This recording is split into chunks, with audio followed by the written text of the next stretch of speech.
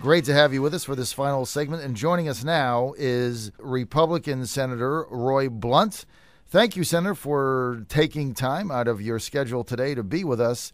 Hey, John, I'm glad to be with you. I think the last time I was on the show, Pete Snyder was co-hosting, and you were out that day, so it's great to be with Pete, and it's great to be with you today. Okay, well, it's fabulous to have you back. Hey, I want to start with President Obama's nominee for head of the Environmental Protection Agency, Gina McCarthy. Now, Senator, this is a nominee that you have said you are vehemently opposed to and may even lead a filibuster to stop her from being the taking over. Why? Well, what I've really said is I've got a hold on her nomination. It's no kind of secret hold. It's a very public hold, and she'll have the hard assignment if she is confirmed of administering some of the worst EPA policies in the history of the country, because that's what President Obama wants to do. Lisa Jackson has led an agency that I think created great economic havoc in the country and hasn't allowed us to take full advantage of the energy potential we have. I don't know any real reason to believe that Gina McCarthy won't do that same thing, but both of them have really been administering the policies that the guy that got elected president is for. What I'm really have that hold on right now is a commitment that I received from the EPA, the USDA, the Corps of Engineers, and the Fish and Wildlife Commission to come up with a report that they've been holding on to for 2 years about solving a major levee problem in southeast Missouri. They set their own deadline.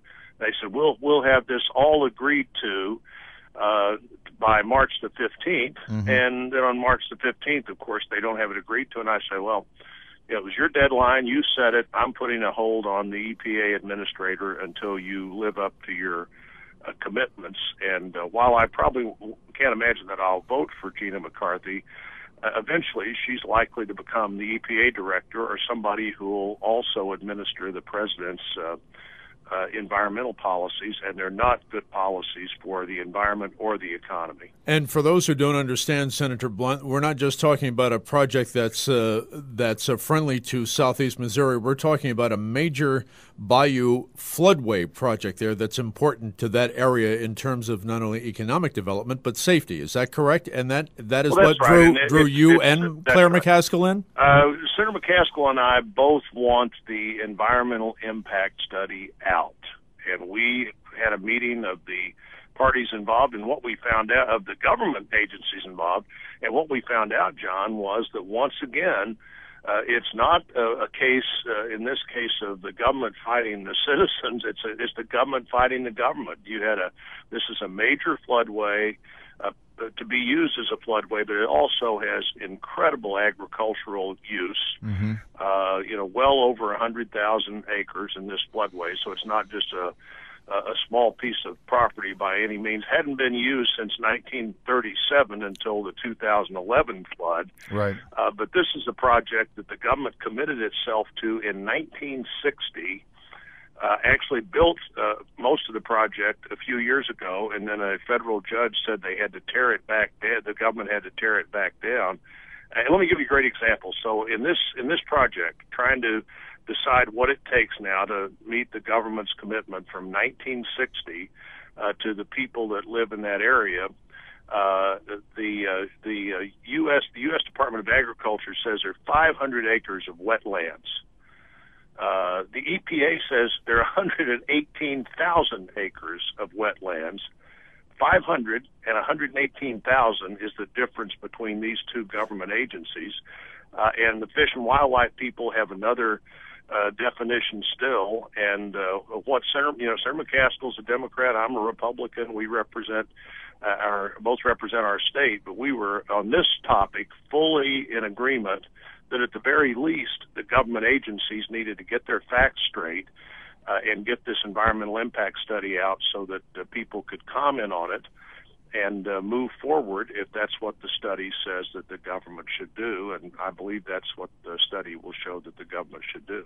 All right, it just sounds crazy. And It sounds like what you're trying to do is just get accurate information out, and we appreciate that.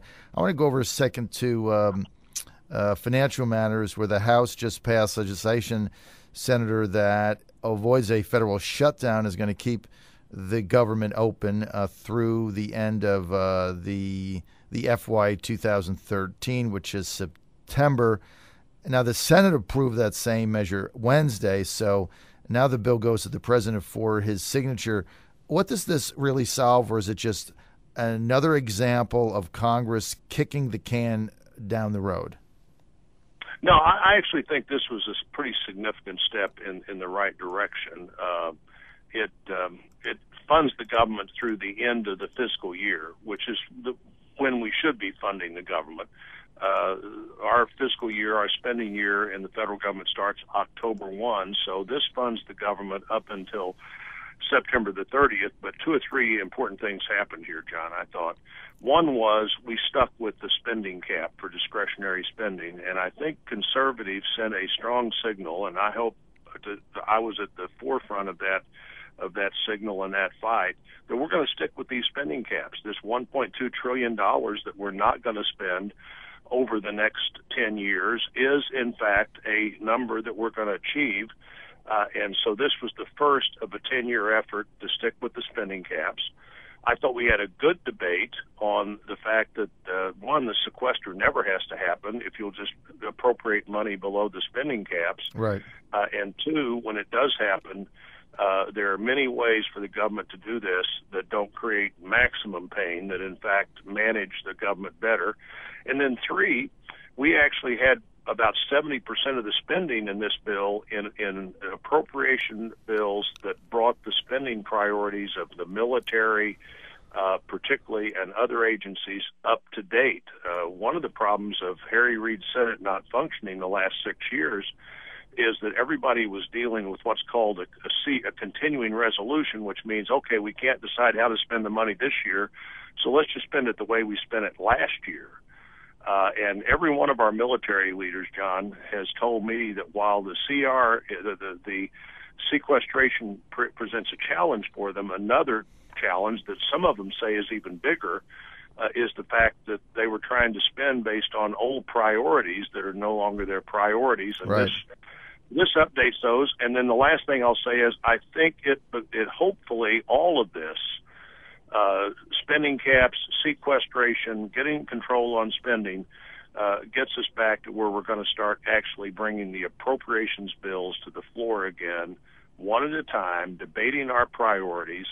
We've had the budget debate. We'll finish it up today, but now the next debate is let's get these bills out there and talk about how we're spending the people's money, which literally has not happened in years in the Senate in the way it should happen.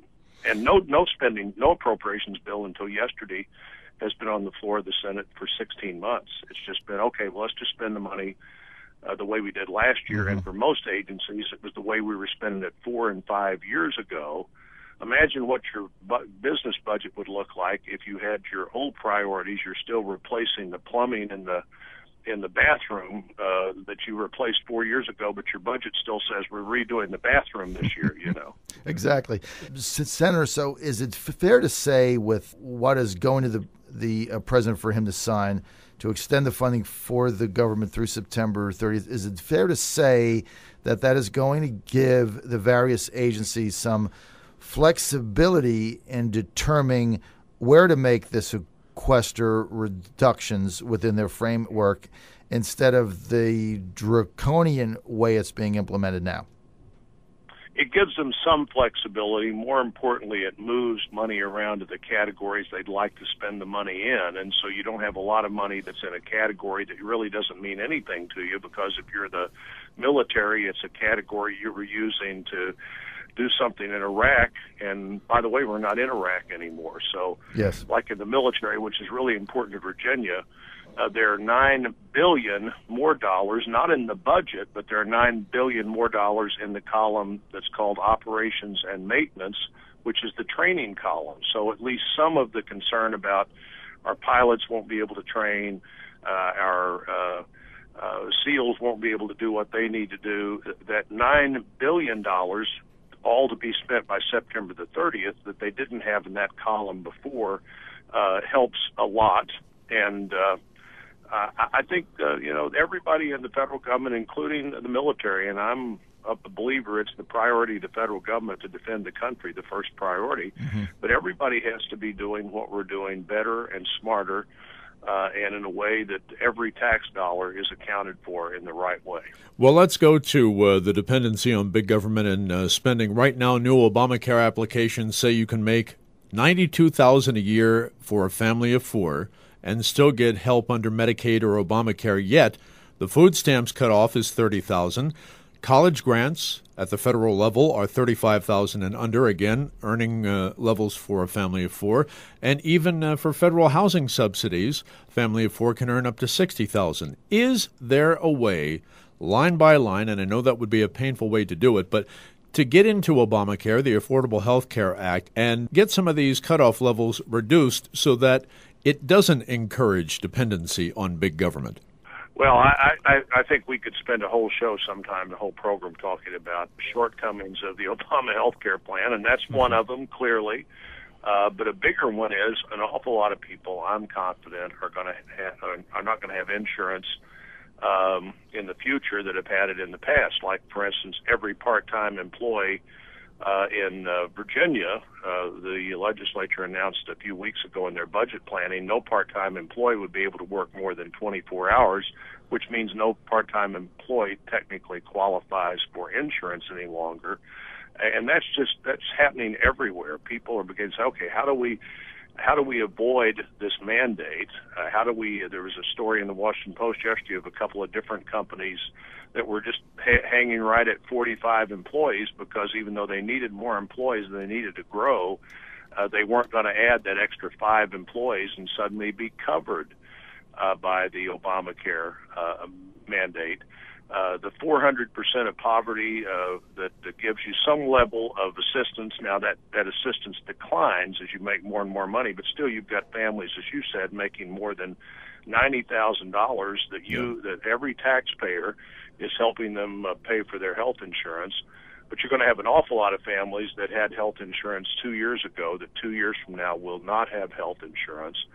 And you can, every day when you pick up the paper now, it talks about how much more expensive, particularly individual health insurance, is going to be under the Obama plan than it's ever been before. And a lot of people will just decide, even with a subsidy, they can't afford it. Senator, for those who don't know, has Missouri Governor Jay Nixon, who is a Democrat, instituted the state exchanges there in your state?